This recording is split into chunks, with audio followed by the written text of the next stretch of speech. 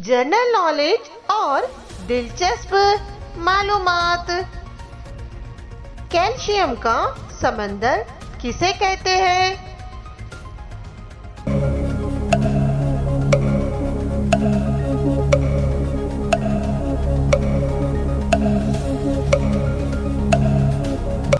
सही जवाब दूध को।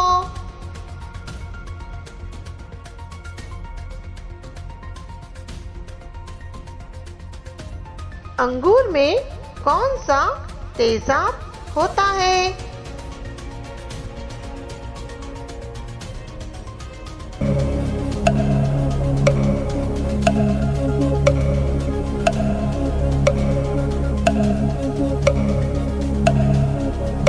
सही जवाब टैट्रिक एसिड।